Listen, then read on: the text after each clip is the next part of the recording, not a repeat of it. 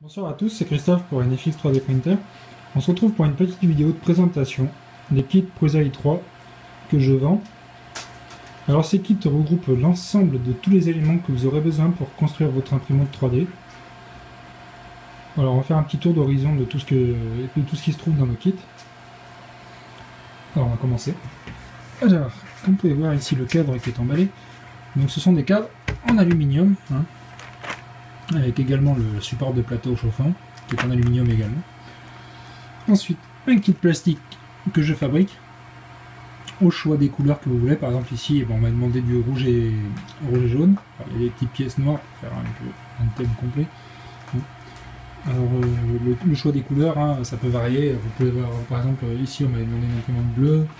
J'ai deux verts fluo qui sont partis, j'ai deux oranges fluo qui sont partis. J'ai une bleue et noire qui est partie, parce que j'avais envie de faire un thème bleu et noir aussi. Voilà. Donc, ensuite, qu'est-ce que nous avons ici? Un rouleau de 4 tons. Certains s'en servent pour le plateau chauffant, mais moi je m'en sers pas pour le plateau chauffant. Je m'en sers pour certaines parties de l'extrudeur et pour pour plaquer le capteur en dessous du plateau chauffant. Ça permet d'avoir un scotch en fait qui résiste à la chaleur, donc du coup vous pouvez le plaquer contre. Mais je m'en sers pas pour le plateau chauffant, pour l'adhérence, je me sers de la laque à cheveux comme je vous avais expliqué. Ici, deux ventilateurs qui vont vous servir à fixer derrière la plaque de la rampe pour la refroidir. Il y a tout le système pour la fixer dedans. Vous avez également ici la plaque qui va vous servir de fixer les deux ventilateurs et qui vous permettra de fixer d'autres ventilateurs par la suite si vous voulez en mettre d'autres. Ici, les capteurs. Alors, il y a deux magnétiques avec leurs aimants. Il y a un mécanique que je mets pour l'axe Z. Ensuite, vous avez les deux poulies qui servent pour les courroies. C'est des JT2 20 dents. Ensuite, ici, vous avez les petites pinces qui servent pour fixer le plateau. Les petites pinces avec la visserie. Alors, la visserie, il y a des petites qui servent pour fixer. Alors, les petites vous servent à fixer directement les moteurs. Et les un peu plus grandes servent pour le reste. Tout ce qui est partie mécanique. Ensuite, vous avez les roulements LM8 ici. Les roulements Z608 avec le Z624 qui doit être au fond. On doit voir en dessous. Voilà. Ensuite, il y a un roulement qui est avec une tige que j'ai mis à l'intérieur là.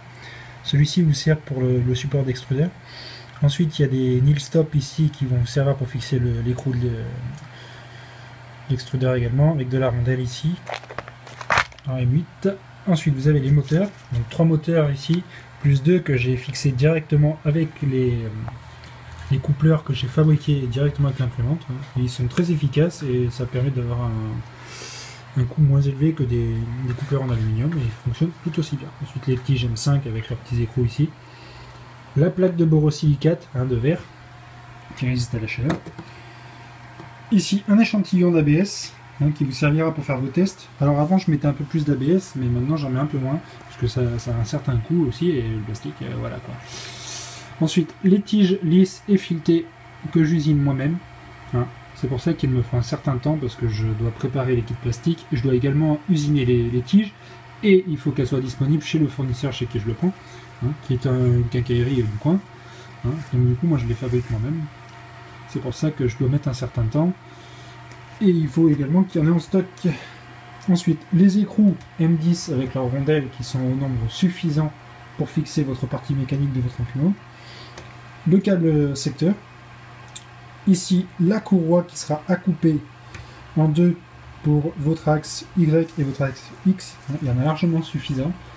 Ensuite, le câble USB. Et maintenant, la partie la plus intéressante. Alors ici, vous avez l'écran LCD avec le câble qui va vous servir de le fixer, plus le support ici qui va se fixer sur la carte RAM pour le connecter tout simplement. Ici, vous avez des câbles. Alors les câbles moteurs seront affixés à vos moteurs, parce que vos moteurs arrivent comme ça, mais ce sont des rallonges. Il faudra souder chaque petit fil sur les moteurs. Ce sera pour le mettre à la longueur que vous voulez. Si par exemple par la suite vous voulez fabriquer un coffrage, vous avez au moins de la longueur ici, vous avez 1 mètre de câble, ce qui vous permet de mettre vos câbles beaucoup plus loin. Par exemple si vous ne laissez pas la carte fixée au cadre, mais que vous la fixez par exemple très très loin dans un coffrage, hein, ça sera beaucoup plus utile. Ensuite, la carte ici qui est à flasher et régler. Hein.